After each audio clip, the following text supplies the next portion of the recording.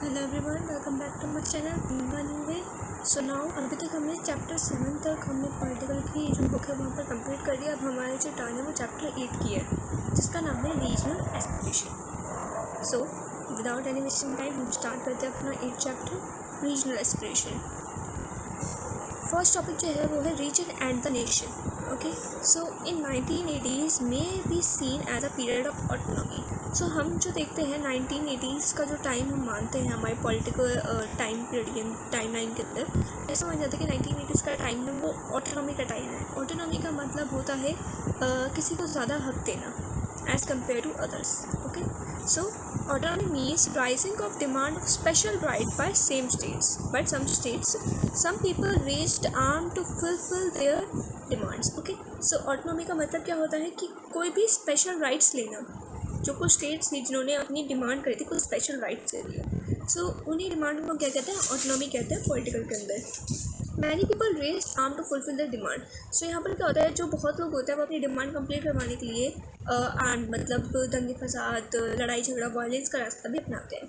So regional means any part of the region of the state, it's may be I don't know, it may be taste, I don't know what's upon, okay, to raise their demand. Okay, so यहाँ पर क्या है, reason का means होता है कोई भी part, any part of the region of state या कंट्री या कोई भी जगह हो जो कि एक स्टेट जो हो अपनी डिमांड रेज करे।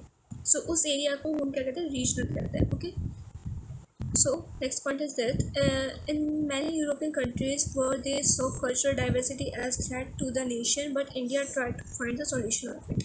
Okay, so यूरोपियन कंट्रीज जो हैं वे वहाँ पर क्या देखते हैं कि कल्चरल डाइवर्सिटी की वजह से वहाँ पर बहुत ज़्यादा मतलब नेशन के अंदर स्टेबिलिटी नहीं होती, थ्रेट्स वगैरह रहते हैं। बट इंडिया जो है वो ट्राई करती है कि हम इस चीज़ का सॉल्यूशन ढूंढें, इंडिया के अंदर ये नहीं होना चाहिए। Okay, so next point is that in democracy regional aspiration should be respected. हमें रीजनल एस्पिरेशन की रिस्पेक्ट करनी चाहिए। Okay, some example of regional aspiration are demand for special state, language controversy, conflict for water, demand for separate state and country and also for special rights. Okay, regional aspiration का जो example आप कह सकते हैं, एक हम example दें तो वो क्या होगा कि कोई भी डिमांड करे, स्पेशल स्टेट अपनी को डिमांड करे, जस्ट लाइक कि हाँ लैंग्वेज की कंट्रोवर्सी हो। इसका एक एग्जाम्पल ले सकते हैं बंगाल के अंदर क्या था कि वहाँ पर during the time of partition, मैंने फर्स्ट चैप्टर में बताया भी था कि पार्टीशन के टाइम पे वहाँ पर बंगाली लैंग्वेज और उर्दू लैंग्वेज की वजह से बहुत ज़्यादा कॉन्फ्लिक्ट था।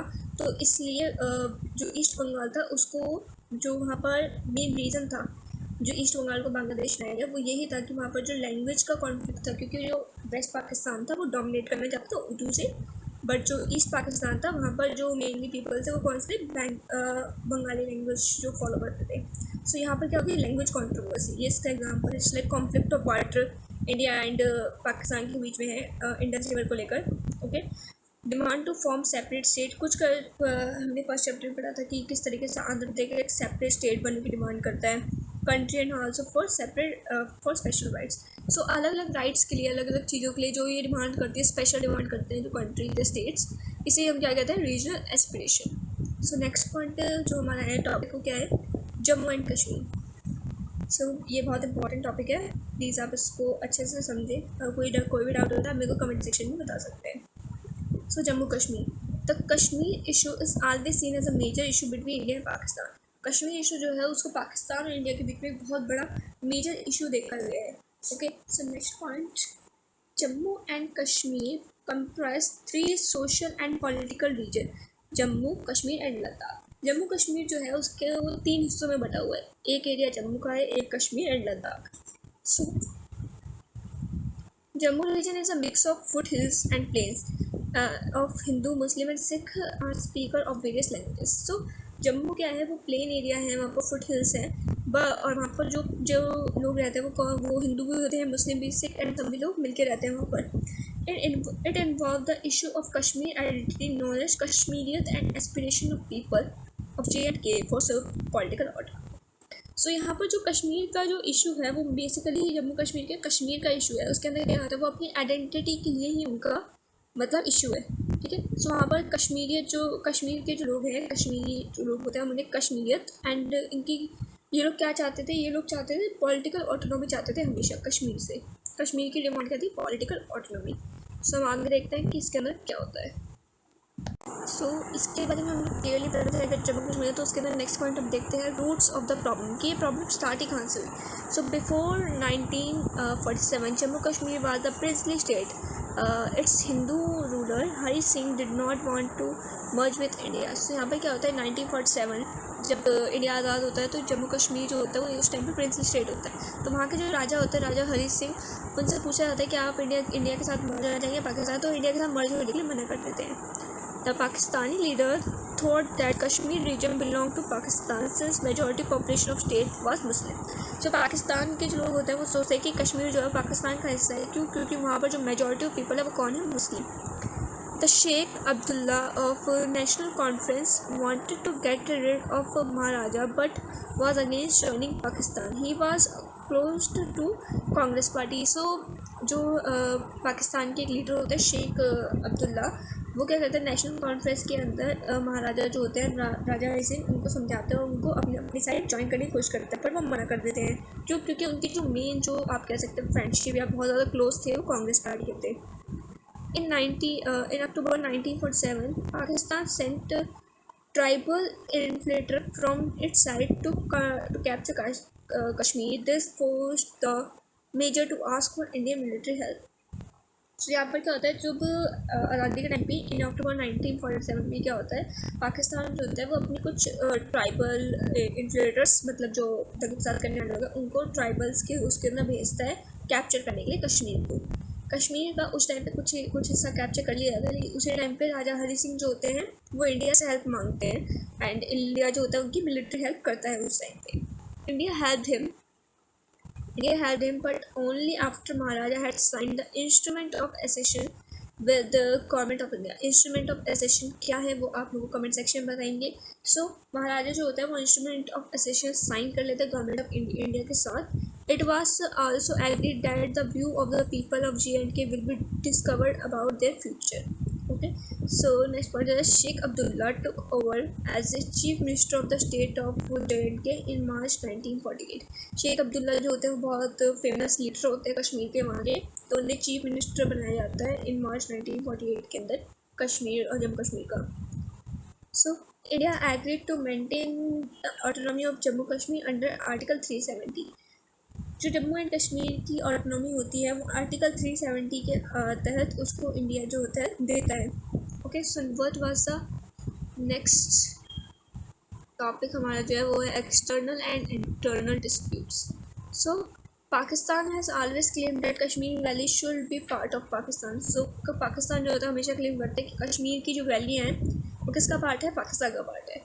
So Pakistan invasion of the state in 1947, as consequence of which one part of the state came under the Pakistan control and named as Azad Kashmir.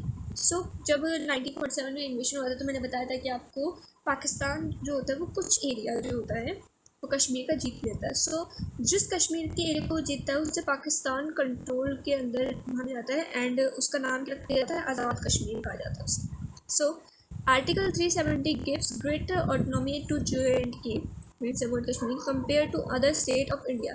Other states say that Article 370 should be abolished, and Kashmiri believe that it's not enough. So यहाँ पर क्या article 370 जो है उसके अंदर बताया गया है कि मतलब उनके जो भी ऑटोनॉमी दी गई है, लेकिन कश्मीरी लोग कहते हैं कि ये मतलब बहुत कम है उनके लिए, ठीक है। लेकिन जो बाकी अदर स्टेट के पीपल्स हैं उनका मानना ये है कि जो जम्मू एंड कश्मीर है उसको हर स्टेट से ज़्यादा ऑटोनॉमी दी गई है, तो ये सही नहीं है। So move to next. So जो हमारा नेक्स्ट टॉपिक है वो है politics since 1948। So first point of क्या है, after CM Sheikh Abdullah initiated major land reform and other policies which benefit the ordinary peoples. So Sheikh Abdullah जब CM बनते हैं तो बहुत सारे क्या कहते हैं आप कह सकते हैं बहुत से लॉज निकालते हैं, लैंड रिफॉर्म्स करवाते हैं एंड बहुत सी पॉलिसीज़ लेकर आते हैं जिससे क्या होता है ऑर्डिनरी लोगों को बहुत फ़ायदा होता है। Also there was increasing differences between him and central government. He was dismissed in 1950 and keep detention for a number of years. So यहाँ पर क्या होता है, जब कश्मीर के अंदर इनके सीएम बन जाते हैं, लेकिन कुछ टाइम बाद इनके और सेंट्रल गवर्नमेंट के बीच के अंदर बहुत सारे डिफरेंसेस आ जाते हैं। इन 1953 इनको सीएम के उससे हटा दिया जाता है एंड इनको डिटेंशन के अंदर रखा जाता है। ओके, आपने पॉलिटिक्स का डिटेंशन मतलब नहीं पता था, मुझे बता सकते, मैं इसकी सेपरेट वीडियो बता के आपको क्लियरली डिस्क्राइब करूँगी what is detention. So detention जो है उसके अंदर रखा जाता है नाथाबंदी के अंदर, और कहा जाता है कि बहुत सालों तक वो जो सेंट्रल गवर्नमेंट है उसके अंडर ही रहे थे डिटेंशन के। सो other leader did not enjoy as much popular as Sheikh Abdullah was able to rule with support of central. So जितने भी लीडर्स थे, बाकी लीडर्स थे, वो इतने ज़्यादा शेख अब्दुल्ला के साथ पॉपुलर नहीं हो पाए उस साइड, जम्मू कश्मीर साइड पे, और ना ही वो इतने एबल हो पाए कि वो सेंटर के सपोर्ट से ही मतलब वो अभी वहाँ तक रूल करते जम्मू कश्मीर को, वरना सेंटर के सपोर्ट के बिना वो उसके शेख अब्दुल्ला के बाद रूल नहीं कर पा रहे थे, क्योंकि लोग जो थे उनका आप कह सकते हैं लगाव जो था शेख अब्दुल्ला के साथ ज़्यादा हो जाता। During 1974 the Congress party exercised lot of influence on the politics of state. So national conference merged with the Congress Party in 1974. In 1974, Indira Gandhi reached the agreement with Sheikh Abdullah and he became the CM of the state. So यहाँ पर क्या होता है, जो कांग्रेस है वो वहाँ पर उस स्टेट के अंदर बहुत से अपना इन्फ्लुएंस करने का कोशिश करती है। नेशनल कॉन्फ्रेंस जो होता है उसे कांग्रेस पार्टी के साथ मर्ज कर दिया जाता है। इन 1974 इंदिरा गांधी जो होती है वो शेख अब्दुल्ला के साथ एग्रीमेंट साइन करती है जिसके अंदर वो उसे स्टेट का फिर से सीएम बनाया जाता है।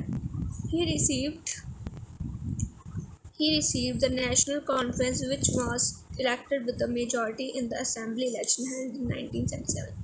ये क्या होता है, जब ये इनको दोबारा से मतलब नेशनल कॉन्फ्रेंस में आप कह सकते हैं कांग्रेस के साथ दोबारा आते हैं, तो इनको बहुत सी असेंबली के अंदर मेजॉरिटी ऑफ इलेक्शन के लिए जीत जाते हैं मेजॉरिटी से इन 1977.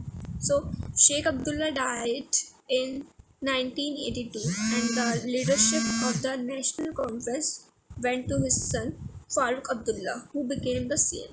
सो यहाँ पर फिर से वही आप कह सकते हैं फैमिली वो होता है कि जो शेख अब्दुल्ला होते हैं 1982 को मर जाते हैं, उनकी डेथ हो जाती है।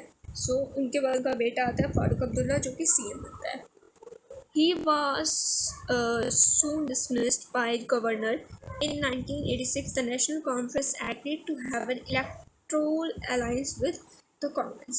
सो यहाँ पर क्या होता है, जो गवर्नर होता है वो वहाँ से फारूक अब्दुल्ला को डिसमिस कर देते हैं। सो नेशनल कॉन्फ्रेंस जो होती है वो इलेक्टोरल अलाइंस बना लेती है कांग्रेस के साथ। सो अब नेक्स्ट जो हमारा टॉपिक है वो है insurgents and after. In 1987 assembly election, National Conference Congress alliance showed a massive victory and Farooq Abdullah returned as CM. सो उन्हें हटा दिया जाता है। उसके बाद 1857 के अंदर फिर से ये लोग अपनी अलाइंस बना के गठबंधन करके फिर से आते हैं और जीत के साथ ये फारूक अब्दुल्ला को फिर से वहाँ का CM बना देते हैं। The people believe that the entire election process was rigged. In 1989, the state had come in the grip of militant movement mobilized around the cause of separate Kashmiri nation. So people जो होते हैं वो वहाँ के जो भी लोग होते हैं वो इलेक्शन जो होता है उसके ऊपर उनका बिलीव होता है कि जो ये फिक्स था, मतलब पूरा इलेक्शन वगैरह सब फिक्स था। सो इन 1989 जो स्टेट है वो मिलिटेंट्स मतलब आप इसके आर्मी के अंडर मूवमेंट्स के अंडर आ जाती है और यहाँ पर बहुत से वहाँ पर मूवमेंट स्टार्ट हो जाते हैं आर्मी वगैरह के। सो इससे वहाँ पर कश्मीर जो है सेपरेट नेशन हो जाता है, ठीक है, वहाँ पर सेपरेट नेशन के तरह से ट्रीट करने लग जाता है। So next point, the militant movement support from Pakistan for a number of years the state was under president rule. So militant movement की वजह से जो militant movement होता है इसे कौन सपोर्ट कर रहा था, पाकिस्तान सपोर्ट कर रहा था। बहुत सालों तक जो कश्मीर का एरिया वो किसके अंडर आ जाता है, प्रेसिडेंट रूल के अंडर आ जाता है। सो मतलब प्रेसिडेंट रूल मीन्स है सेंट्रल गवर्नमेंट उसके ऊपर रूल करती है। सो assembly election in state were held in 1996 and Farooq Abdullah became CM. So assembly election दोबारा होते हैं 1996 के अंदर, फारूक अब्दुल्ला को फिर से वहाँ पर CM बनाया जाता है, ठीक है। National Conference demanded for regional autonomy for J&K. They experienced a very fair election 2002 and Public Democratic Party won and National Conference replaced by PDP and Congress. So जो नेशनल कॉन्फ्रेंस होती है वो रीजनल ऑटोनॉमी की J&K के लिए फिर से डिमांड करती है। वहाँ पर 2002 के फेयर इलेक्शन करवाया जाता है, जिसके इलेक्शन के अंदर कौन जीता था, पीपल डेमोक्रेटिक पार्टी जो होती है वो जीत जाती है और नेशनल कांग्रेस को वहाँ से रिप्लेस कर देती है। सो अब इसका जो नेक्स्ट टॉपिक है वो क्या है, separatism and beyond. So, in 1989, separatist politics started. They demanded a separate nation independent of India and Pakistan. So, जो कश्मीर होता है अब वहाँ पर सेपरेट पॉलिटिक्स स्टार्ट हो जाती है और वो लोग चाहते हैं कि अब जो कश्मीर है उसे जम्मू कश्मीर को सेपरेट नेशन बनाया जाए, इंडिया पाकिस्तान से बिल्कुल अलग कर दिया जाए. Then there are groups that want Kashmir to merge with Pakistan. Beside this, there is a third stand which want greater autonomy for people of the states. So यहाँ पर एक फर्स्ट ग्रुप क्या चाहता है कि वहाँ पर वो क्या बन जाए, सेपरेट स्टेट बन जाए. एक ग्रुप चाहता है कि कश्मीर के लोग हैं उनको किसके साथ मर्ज कर दिया, पाकिस्तान के साथ मर्ज कर दिया. और कुछ लोग जो है वो चाहते हैं कि कश्मीर को अदर स्टेट से और ज़्यादा ऑटोनॉमी दी जाए. सो यहीं पर जो है हमारा टॉपिक जो है कश्मीर का ख़त्म हो जाता है. एंड अभी रिसेंटली करंट जो न्यूज़ है वो ये है कि आर्टिकल 370 जो है वो अबॉलिश कर दिया गया है. सो अभी हम अपनी वीडियो को यही एंड करते हैं. आगे के टॉपिक्स जो हैं हम इस वीडियो के मतलब चैप्टर के वो नेक्स्ट वीडियो में कवर करेंगे. अगर आपको मेरी वीडियो पसंद आती है please do like share subscribe. And अगर आपको कोई भी डाउट होता है इस चैप्टर से, नेक्स्ट चैप्टर से या आने वाले किसी भी उससे, तो आप मेरे को कमेंट सेक्शन में बता सकते हैं. Thank you so much.